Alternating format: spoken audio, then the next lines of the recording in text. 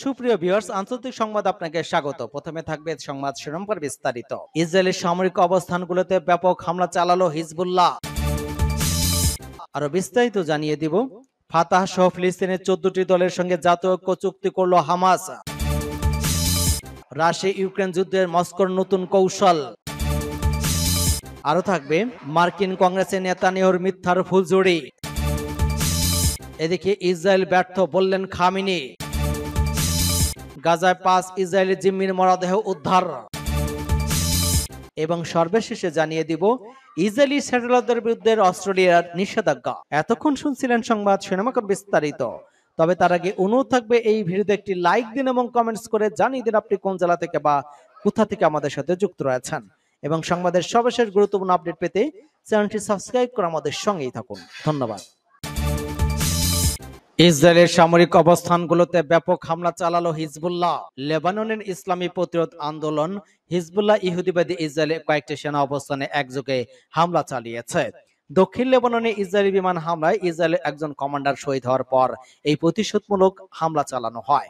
হিজবুল্লাহর পক্ষ থেকে জানানো হয়েছে তাদের ইসরায়েলি বিরোধী হামলা ছিল নিখুঁত এবং হামলায় ইসরায়েলি বাহিনীর জানমালের ব্যাপক ক্ষয়ক্ষতি হয়েছে।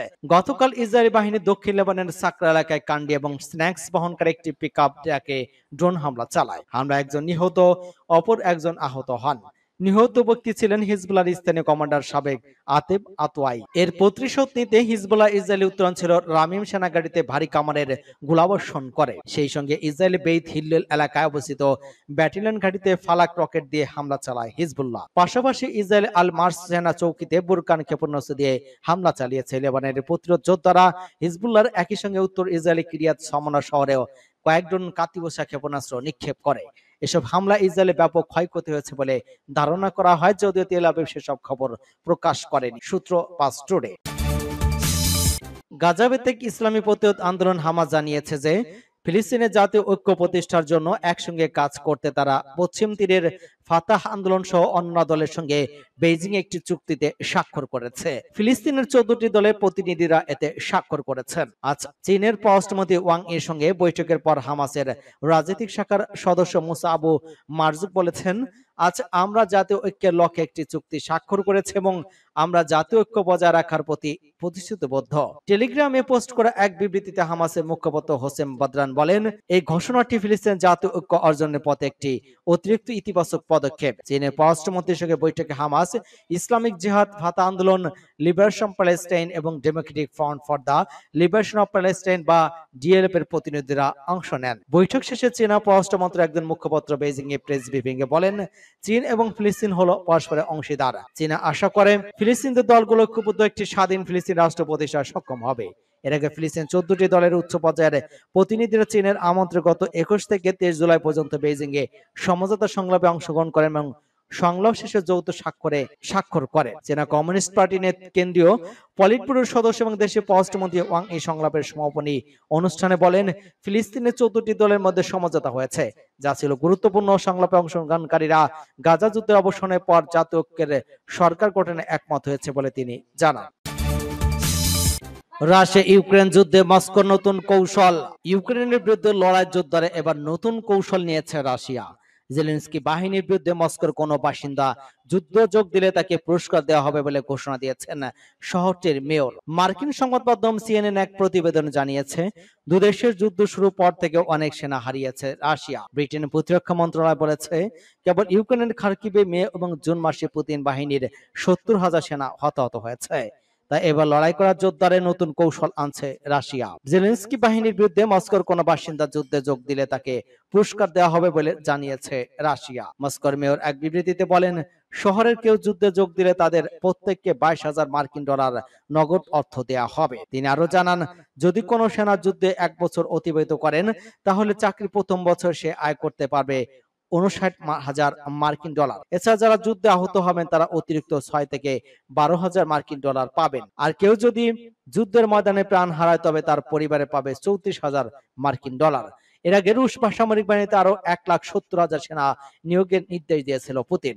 এই ধারাবাহিকতা মস্কোর মেয়র এমন ঘোষণা দিয়েছেন বলে জানিয়েছে গণমাধ্যমটি। এদিকে চলমান রাশিয়া ইউক্রেন যুদ্ধে কোণঠাসা অবস্থায় রয়েছে কিয়েভ। পশ্চিমাদের সহায়তা কমে যায়, বিপাকে আছে তারা। মার্কিন কংগ্রেসে নেতানিয়াহুর মিথ্যার ফুলঝুরি। ইসরায়েলের প্রধানমন্ত্রী বেনিয়ামিন নেতানিয়াহু বুধবার মার্কিন কংগ্রেসের যৌথ অধিবেশনে যোগ দেওয়া ভাষণে গাজা চলমান ইসরায়েল যুদ্ধের পক্ষে সাফাই গিয়ে যুক্তরাষ্ট্রের অব্যাহত সমর্থন চেয়েছেন এবং বিক্ষোভকারীদের উপহাস করেছেন। তিনি একটি অপ্রমাণিত গোয়েন্দা প্রতিবেদনের কথা উল্লেখ করেছেন এবং গাজায় কয়েক হাজার ফিলিস্তিনিকে হত্যার পরও সমালোচনাকে উপেক্ষা করেছেন। নেতানিয়াহুর দাবিগুলো বাস্তবের সঙ্গে সামঞ্জস্যপূর্ণ কতটুকু? গাজার স্বাস্থ্য মন্ত্রণালয়ের তথ্য অনুযায়ী প্রায় 40,000 ফিলিস্তিনি নিহত হয়েছেন, যাদের বেশিরভাগই নারী এবং শিশু। নিহতদের মধ্যে সবাই যোদ্ধা ছিলেন না। ইসরায়েলি বেসামরিক নিহতের সংখ্যার বৃদ্ধির জন্য হামাসকে দায়ী করলেও প্রকৃত সংখ্যা আরো বেশি বলে মনে করা হয়। অনেক মৃত এখনো ধ্বংসাবশেষ নিচে চাপা পড়ে আছেন বা সামরিক কবরস্থানে সমাহিত হয়েছে। জন স্পেন্সার একজন সামরিক বিশ্লেষক, তিনি ইসরায়েলপন্থী দৃষ্টিভঙ্গি নিয়ে কাজ করছেন। তার বিশ্লেষণগুলো অন্যান্য বিশেষজ্ঞদের সামঞ্জস্যপূর্ণ নয়। এমনকি বাইডেন প্রশাসন ইসরায়েলকে বেসামরিক ক্ষতির কমানোর জন্য আরো পদক্ষেপ নেওয়ার আহ্বান জানিয়েছে। ইসরায়েল ব্যর্থ দাবি খামেনির। ইরানের সর্বোচ্চ ধর্মীয় নেতা আয়াতুল্লাহ আলী খামেনি জোর দিয়ে বলেছেন, যুক্তরাষ্ট্র পশ্চিমা মিত্রদের অখণ্ড সমর্থন সত্ত্বেও ফিলিস্তিনি প্রতিরোধ যোদ্ধাদের হারাতে ইসরায়েল পুরোপুরি ব্যর্থ হয়েছে। বুধবার আয়াতুল্লাহ খামেনি নিজের অফিসিয়াল এক্স অ্যাকাউন্টে হিব্রু ভাষা দেওয়া পোস্টে খামেনি লিখেছেন, প্রতিরোধের শক্তি প্রতিদিন আরো স্পষ্ট হয়ে উঠেছে। খামেনি আরো লিখেছেন, হামাসের বিরুদ্ধে যুদ্ধে ইহুদিবাদীর পেছনে যুক্তরাষ্ট্রের মতো বিশাল সামরিক, রাজনৈতিক এবং অর্থনৈতিক ব্যবস্থা দাঁড়িয়েছে, কিন্তু তারা তাদের নতুন করতে ব্যর্থ হয়েছে। ইসরায়েলের 7 অক্টোবর থেকে গাজা উপত্যকায় গণহত্যামূলক যুদ্ধ চালিয়ে যাচ্ছে।